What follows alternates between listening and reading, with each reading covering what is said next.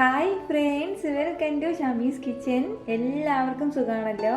ഇന്ന് നമ്മൾ തയ്യാറാക്കുന്നത് വളരെ ടേസ്റ്റിയും വളരെ ക്രിസ്പിയുമായിട്ടുള്ള നല്ലൊരു പയറുവടയാണ്. അപ്പോൾ നമുക്ക് വീഡിയോയിലേക്ക് പോകുന്നതിന് മുന്നേ നമ്മുടെ ഈ ഷമീസ് കിച്ചൻ ചാനൽ ഇതുവരെ സബ്സ്ക്രൈബ് ചെയ്യാത്തവരുണ്ടെങ്കിൽ, അല്ലെങ്കിൽ ഇത് ആദ്യമായിട്ടാണ് കാണുന്നതെങ്കിൽ പ്ലീസ് ഒന്ന് സബ്സ്ക്രൈബ് ചെയ്തേക്കണേ. കൂടെ തന്നെ തൊട്ടടുത്ത് കാണുന്ന ബെല്ലൈക്കനിൽ ഓൾ കൂടി ഒന്നും മറക്കാതെ പ്രസ് ചെയ്തേക്കണം. എന്നാൽ ശരി, നമുക്ക് വേഗം വീഡിയോയിലേക്ക് പോകാം. നമ്മുടെ ഈ പയറുവട തയ്യാറാക്കി എടുക്കാനായിട്ട് നമുക്ക് മെയിനായിട്ട് വേണ്ടത് ചെറുപയറാണ്. അപ്പോൾ ഞാനിപ്പോൾ 1 കപ്പ് അളവിൽ ചെറുപയർ എടുത്തിട്ടുണ്ട്. 200 ഗ്രാം അളവിലാണ് പയർ എടുത്തിട്ടുള്ളത്. ഇനി നമുക്കിത് വേണ്ടത് ഒരു ബൗളിലേക്ക് ഒന്ന് മാറ്റി കൊടുക്കണം.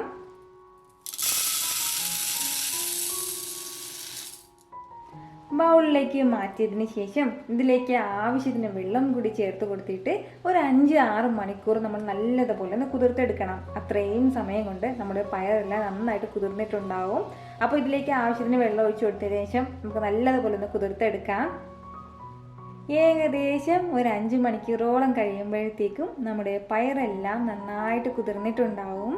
ഇതുപോലെ നല്ല രീതിയിൽ കുതിർന്ന് കിട്ടിയിട്ടുണ്ട് നമ്മുടെ പയറെല്ലാം. അപ്പോൾ ഇനി നമുക്ക് വേണ്ടത് ഇത് 2-3 വെള്ളത്തിൽ നല്ലതുപോലെ ഒന്ന് കഴുകിയെടുത്തതിന് ശേഷം ഈ വെള്ളം കംപ്ലീറ്റ് ആയിട്ട് മാറ്റിയിട്ട് ഒരു മിക്സിയുടെ ജാറിലേക്ക് നമുക്ക് മാറ്റണം. എന്നാൽ ശരി, പെട്ടെന്ന് ഒരു മിക്സിയുടെ ജാറിലേക്ക് മാറ്റാം. വെള്ളമെല്ലാം മാറ്റിയതിന് ശേഷം ഞാനിപ്പോൾ ഇത് മിക്സിയുടെ ജാറിലേക്ക് മാറ്റിയിട്ടുണ്ട്. അപ്പോൾ ഇനി നമുക്ക് വേണ്ടത് ഇത് നന്നായിട്ടൊന്ന് അരച്ചെടുക്കണം എന്ന് പറഞ്ഞാൽ നല്ല സ്മൂത്തായിട്ട് പേസ്റ്റ് പോലെ അരച്ചെടുക്കരുത്. എന്നാലും ഏകദേശം ഒരു 80% നമ്മളൊന്ന് അരച്ചെടുക്കണം. ആ ഒരു ഇതിൽ നമ്മൾ ഇതിലേക്ക് വെള്ളം ഒന്നും ചേർക്കേണ്ട ആവശ്യമില്ല. അപ്പോൾ എന്നാൽ ശരി, പെട്ടെന്ന് പോയി ഇതൊന്ന് അരച്ചെടുത്തിട്ട് വരാം. ഞാനിപ്പോൾ ഇത് നന്നായിട്ട് അരച്ചെടുത്തിട്ടുണ്ട്. ഇതുപോലെ ഈ ഒരു രീതിയിൽ വേണം നമ്മൾ അരച്ചെടുക്കാനായിട്ട്. നല്ലതുപോലെ സ്മൂത്തായിട്ട് അരച്ചെടുക്കാൻ പാടില്ല, ഈ ഒരു രീതിയിൽ. അപ്പോൾ ഞാനിതൊരു ബൗളിലേക്ക് മാറ്റിയതിന് ശേഷം കാണിച്ചു തരാം എങ്ങനെയാണെന്ന്.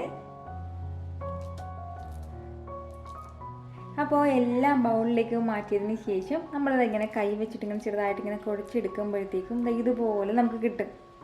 നമ്മളിതിങ്ങനെ കൈവച്ച് റോൾ ചെയ്തെടുക്കുമ്പോഴത്തേക്കും ഇതുപോലെ ഇങ്ങനെ ബോൾ പോലെ ഇങ്ങനെ ഉരുണ്ട് വരണം. അപ്പോൾ ഈ ഒരു രീതിയിൽ വേണം നമ്മൾ നല്ലതുപോലെ നരച്ചെടുക്കാനായിട്ട്. ഒരല്പം പോലും വെള്ളം നമ്മളിതിലേക്ക് ചേർത്ത് കൊടുത്തിട്ടില്ല. അപ്പോൾ ഇനി നമുക്ക് വേണ്ടത് ഇതിലേക്ക് വേണ്ടിയിട്ടുള്ള ആവശ്യത്തിനുള്ള മസാലയും കൂടി ചേർത്ത് കൊടുക്കണം. ചെറിയ ഒരു മിക്സിയുടെ ജാറെടുത്ത് ഞാനിപ്പോൾ വെച്ചിട്ടുണ്ട്. അപ്പോൾ ഇതിലേക്ക് നമുക്ക് ചേർത്ത് കൊടുക്കേണ്ടത് ചെറിയൊരു പീസ് അളവിൽ ഇഞ്ചിയാണ്. അപ്പോൾ ചെറിയൊരു പീസ് അളവിൽ ഇഞ്ചി എടുത്തിട്ട് അത് ഇതുപോലെ ചെറുതായിട്ടൊന്ന് അരിഞ്ഞെടുത്തിട്ടുണ്ട്. അപ്പോൾ അത് നമുക്ക് ഈ മിക്സിയുടെ ജാറിലേക്ക് ചേർത്ത് കൊടുക്കാം. അപ്പോൾ ചെറുതായിട്ട് അരിഞ്ഞിട്ട് ചേർക്കുമ്പോഴത്തേക്കും ഇത് അരഞ്ഞെടുക്കാൻ വേണ്ടിയിട്ട് ഒരുപാട് സമയം എടുക്കില്ല. അതിൻ്റെ പേരിലാണ്. ഇഞ്ചി ചേർത്ത് കൊടുത്തു കഴിഞ്ഞാൽ പിന്നെ നമുക്കിതിലേക്ക് വേണ്ടത് പച്ചമുളകാണ്. ഞാനിപ്പോൾ ഒരു അത്യാവശ്യം എരിവുള്ള പച്ചമുളകിൽ ഒരു 4 പച്ചമുളക് എടുത്തിട്ടുണ്ട്.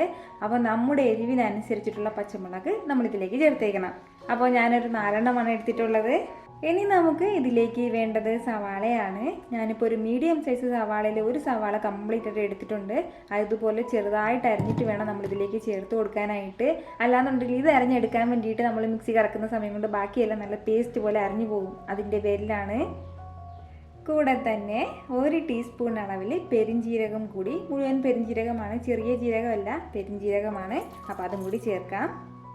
പിന്നെ വേണ്ടത് ഒരല്പം കറിവേപ്പിലയും കൂടിയാണ്.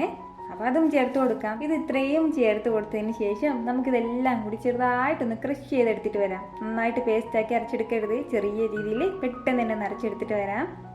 ഇതുപോലെ വേണം നമ്മൾ ചെറുതായിട്ട് ഇതൊന്ന് അരച്ചെടുക്കാനായിട്ട്. നമ്മുടെ പച്ചമുളകും സവാളയൊക്കെ ഇപ്പോഴും ചെറിയ ചെറിയ കുട്ടി കുട്ടി പീസായിട്ട് പാലുണ്ട്. അപ്പോൾ ഈ ഒരു രീതിയിൽ വേണം നമ്മൾ അരച്ചെടുക്കാനായിട്ട്. ഇനി നമുക്കിതെല്ലാം കൂടി നമ്മുടെ മിക്സിയിലേക്ക് ഒന്ന് ചേർക്കാം. ഇതെല്ലാം ആയിക്കഴിഞ്ഞാൽ പിന്നെ നമുക്കിതിലേക്ക് വേണ്ടത് ഒരു 1/4 ടീസ്പൂൺ അളവിൽ മഞ്ഞൾപ്പൊടിയും കൂടിയാണ്. അതുപോലെ ഒരു 1/4 ടീസ്പൂൺ അളവിൽ കായപ്പൊടിയും കൂടി. നമ്മൾ സാധാരണ സാമ്പാറിലേക്ക് ഇടുന്ന കായപ്പൊടിയില്ലേ, ആ കായപ്പൊടി തന്നെയാണ്. ഇനി വേണ്ടത് ഇതിന് ഇത്രയും ആവശ്യമായിട്ടുള്ള ഉപ്പും കൂടിയാണ്. അപ്പോൾ ഉപ്പും ചേർത്ത് കൊടുത്തതിന് ശേഷം പിന്നെ നമുക്ക് വേണ്ടത് ഇതെല്ലാം കൂടി നന്നായിട്ടൊന്ന് മിക്സ് ചെയ്തെടുക്കണം. നല്ലതുപോലെ കൈ വെച്ചിട്ടൊന്ന് കുഴച്ചെടുക്കണം. നമ്മുടെ ഈ ഉള്ളിയും അതുപോലെ തന്നെ നമ്മുടെ മസാലക്കൂട്ടും എല്ലാം കൂടി പയറിൽ നന്നായിട്ടൊന്ന് മിക്സ് ആകുന്നത് പോലെ തന്നെ എല്ലാം കൂടി ഒന്ന് മിക്സ് ചെയ്തെടുക്കണം.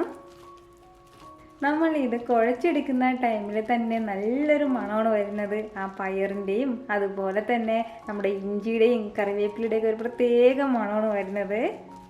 ഞാനിപ്പോൾ ഇതെല്ലാം നന്നായിട്ട് കുഴച്ചെടുത്ത് വെച്ചിട്ടുണ്ട്. അപ്പോൾ ഇതിൽ പ്രത്യേകം ശ്രദ്ധിക്കേണ്ട കാര്യങ്ങൾ എന്തൊക്കെയാണെന്ന് വെച്ചാൽ, നമ്മൾ ഈ പയർ അരച്ചെടുക്കുന്ന സമയത്ത് പയറിൽ ഒട്ടും വെള്ളം ഉണ്ടാവാൻ പാടില്ല. അതുപോലെ തന്നെ നമ്മൾ ഇതിലേക്ക് ചേർക്കുന്ന മസാല അരച്ചെടുക്കുന്ന സമയത്ത് നമ്മുടെ സവാള നന്നായിട്ട് അരഞ്ഞു പോകാനും പാടില്ല. എങ്കിൽ മാത്രമേ നമുക്കിത് ഈ ഒരു കട്ടിക്ക് നമുക്കിത് കിട്ടുള്ളൂ. ഒരുപാട് വെള്ളമായി പോയാൽ ഈ ഒരു കൺസിസ്റ്റൻസി അങ്ങ് മാറിപ്പോയതിന് ശേഷം പിന്നീട് കുറച്ച് വെള്ളമായി പോകും. അപ്പോൾ അതിൻ്റെ പേരിലാണ് ഞാനിത് പ്രത്യേകം എടുത്ത് പറയുന്നത്. ഇങ്ങനെ ആയിക്കഴിഞ്ഞാൽ പിന്നെ നമുക്ക് ഇഷ്ടമുള്ള ഷേപ്പിൽ ഇതൊന്ന് റോൾ ചെയ്തെടുക്കാവുന്നേ ഉള്ളൂ. ഒന്നെങ്കിൽ പരിപ്പുവടയുടെ ഷേപ്പിലോ അല്ലാന്നുണ്ടെങ്കിൽ ഉഴുന്നുവടയുടെ ഷേപ്പിൽ ചെറുതായിട്ടൊന്ന് റോളും ഹോളൊക്കെ ഇട്ട് കൊടുത്തിട്ട് അങ്ങനെയോ എങ്ങനെ വേണമെന്നുണ്ടെങ്കിൽ നമുക്ക് ചെയ്തെടുക്കാവുന്നേ ഉള്ളൂ. അപ്പോൾ നമുക്ക് പ്രത്യേകം ശ്രദ്ധിക്കേണ്ട കാര്യം, ഇതിങ്ങനെ നമുക്ക് ഓരോ റോളായിട്ട് തയ്യാറാക്കി നമുക്കൊരു പ്ലേറ്റിലേക്ക് വെക്കാൻ പറ്റില്ല. നമുക്ക് നേരെ ഡയറക്റ്റായിട്ട് എണ്ണയിലേക്ക് ഇട്ട് തന്നെ പൊരിച്ചെടുക്കാനേ പറ്റുള്ളൂ. എന്നാൽ ശരി, പെട്ടെന്ന് തന്നെ ഇത് പൊരിച്ചെടുക്കാം. നമ്മുടെ എണ്ണയെല്ലാം ഇപ്പം നന്നായിട്ട് ചൂടായിട്ട് വന്നിട്ടുണ്ട്. അപ്പോൾ ഇനി ഇതിലേക്ക് നമുക്ക് കുട്ടി കുട്ടി പീസാക്കി ഇട്ട് കൊടുക്കാം. ഞാനിപ്പോൾ ഇതുപോലെ ചെറിയ ചെറിയ കുട്ടി വടയുടെ ഷേപ്പിലൊക്കെയാണ് ഇട്ട് കൊടുക്കുന്നത്. അപ്പോൾ നമുക്ക് ഇഷ്ടമുള്ള ഷേപ്പിൽ ഇത് ഇട്ട് കൊടുക്കാവുന്നതേ ഉള്ളൂ. നമ്മൾ ഈ സ്നാക്ക് തയ്യാറാക്കി എടുക്കുമ്പോഴത്തേക്കും പ്രത്യേകം ശ്രദ്ധിക്കേണ്ട കാര്യം എന്ന് വെച്ചാൽ, നല്ല കട്ടിക്ക് നമ്മൾ തയ്യാറാക്കി എടുക്കരുത്.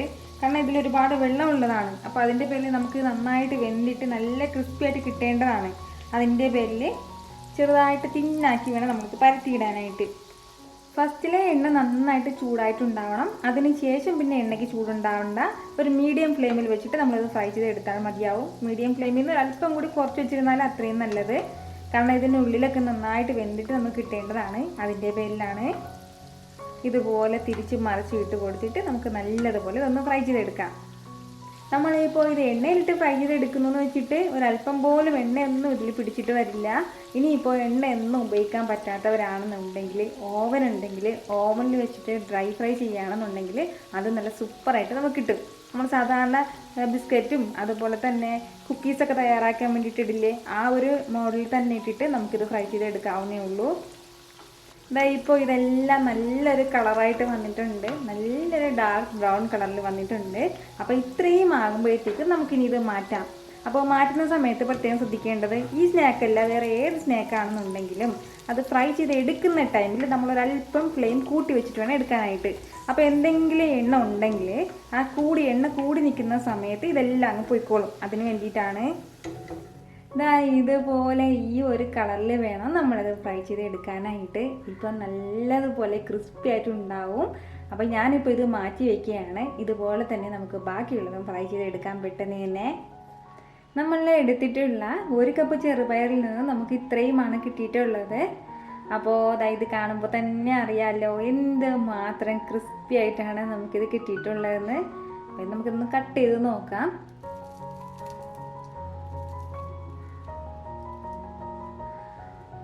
വളരെ കളർഫുള്ളായിട്ടാണ് നമുക്കിത് കിട്ടിയിട്ടുള്ളത്.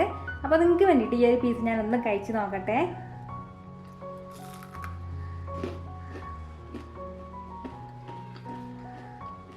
ഒന്നും പറയാനില്ല, വളരെ ടേസ്റ്റി ആയിട്ടാണ് നമുക്കിത് കിട്ടിയിട്ടുള്ളത്. നമ്മളിതുപോലെ ചെറുപയർ വെച്ചിട്ടാണ് നമ്മൾ ഇങ്ങനെ ഒരു സ്നാക്ക് തയ്യാറാക്കി എടുത്തതെന്ന് നമ്മൾ പറയാതെ മറ്റൊരാളും കണ്ടുപിടിക്കാനേ പോകുന്നില്ല. അപ്പോൾ ഇത്രയും ടേസ്റ്റി ആയിട്ടുള്ള ഈ സ്നാക്ക് ഇതുവരെയും ട്രൈ ചെയ്തിട്ടില്ല എന്നുണ്ടെങ്കിൽ ഉറപ്പായിട്ട് നിങ്ങളൊന്ന് ട്രൈ ചെയ്ത് നോക്കണം. അതിന് ശേഷം നിങ്ങളുടെ ഫീഡ്ബാക്ക് എനിക്ക് മറക്കാതെ അറിയിക്കുകയും വേണം. അപ്പോൾ ഈ വീഡിയോ നിങ്ങൾക്ക് ഇഷ്ടമായിട്ടുണ്ടെന്നാണ് എൻ്റെ വിശ്വാസം. ഇഷ്ടമായാൽ ഇതൊന്ന് ലൈക്ക് ചെയ്തേക്കണം. ഇത് മറ്റുള്ളവരും കാണണമെന്ന് ആഗ്രഹിക്കുന്നുണ്ടെങ്കിൽ നിങ്ങളുടെ ഫ്രണ്ട്സിനും ഫാമിലിക്കും എല്ലാവർക്കും ഒന്ന് ഷെയർ ചെയ്ത് കൊടുക്കാനും മറക്കരുത്. വീണ്ടും നല്ലൊരു ഉഷാർ വീഡിയോ ആയിട്ട് ഞാൻ വരുന്നതായിരിക്കും. അതുവരേക്കും എല്ലാവരും ഹാപ്പി ആയിട്ടിരിക്കുക, സന്തോഷമായിട്ടിരിക്കുക, എല്ലാവരും സേഫ് ആയിട്ടിരിക്കണം. Take care friends.